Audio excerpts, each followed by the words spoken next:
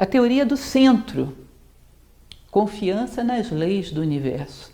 Bom, um belo dia em Nova Acrópole eu aprendi que existe uma coisa curiosa em relação ao centro no universo. O cidadão vai fundar uma cidade, crava ali um marco, é o centro.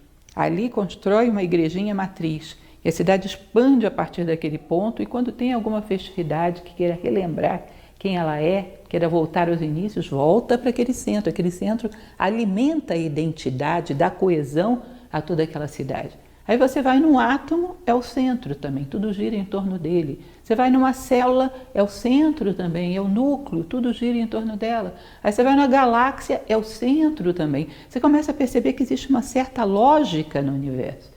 Como diz lá o Caibalion, o que é acima é abaixo. Em todos os níveis existe uma lógica do centro. E, em geral, as coisas, quando correm para o centro, encontram o sentido e se sentem protegidas, se sentem acolhidas. Então, num determinado momento, você começa a perceber não só o centro dentro de você, a sua identidade, mas o que é o centro da vida, o que é o centro do universo à tua volta, porque de vez em quando você precisa correr para ele para se sentir protegida. Tem que ter um núcleo, tem que ter um eixo do mundo perto do qual você se apega.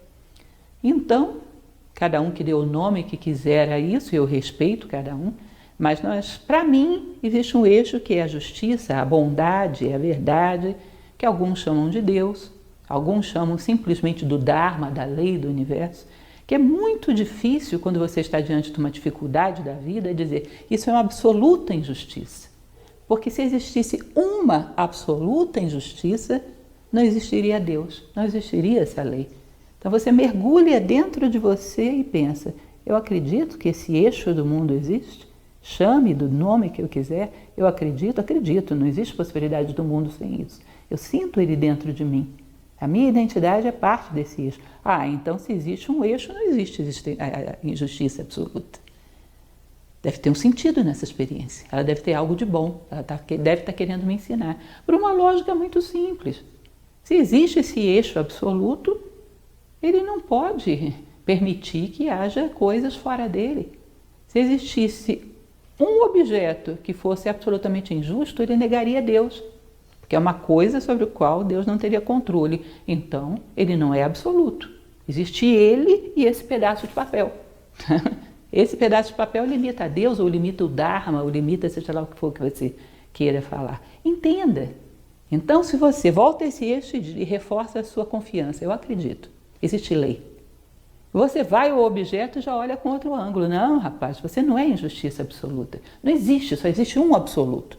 Se existissem dois absolutos, todos os dois seriam relativos. Então você não é absolutamente mal. Me mostra a tua face luminosa. Diante de uma dificuldade da vida, às vezes pesada, você pode chegar para ela e dizer, te peguei. Você não pode ser absoluta, você não é Deus. Me mostra a tua face luminosa, você está me enganando, você é dual, como todas as coisas. Isso é um elemento tão interessante. Eu tive um professor que me marcou muito em Nova Acrópole, o professor Michel Echenique, que ele dizia, quando chove, todo mundo corre para casa. Era uma frase tão simples, tão desconcertante, mas é realmente isso. Quando chove na nossa vida, a gente tem que ter uma casa para voltar. Um eixo que nos abrigue e devolva a nossa confiança na ordem da vida. Senão o mundo inteiro desmorona em cima de você. O mundo não é uma equação simples de entender. Nosso corpo vai envelhecendo numa velocidade que para nós parece muito grande. As pessoas que amamos vão tomando seu curso, em geral, acabam longe de nós. Chega um determinado momento que a gente tem que lidar com coisas que são muito dolorosas, muitas perdas, muitos confrontos. A vida não é uma equação simples. Se você não entra com algumas constantes definidas, tudo vira incógnita. E uma equação só com incógnita não dá para resolver. Tem que ter alguma constante definida, ou seja, um eixo. De tal maneira que quando chova a gente corra para casa. Senão estamos perdidos. Estamos na chuva e não tem abrigo para nós. E isso é um ponto de equilíbrio. Desculpem aqueles que não acreditam em Deus, deem o nome que vocês quiserem. Mas esse ponto de equilíbrio e confiança na lei do universo é indispensável para equilibrar a tua psique. É imprescindível para te manter de pé diante da tempestade. Senão é muito complicado. É como uma árvore bem fincada, um mastro que quando venta você se agarra a ele. E sempre venta, e sempre ventará. Então esse é um elemento importante, a teoria do centro, lembrem disso.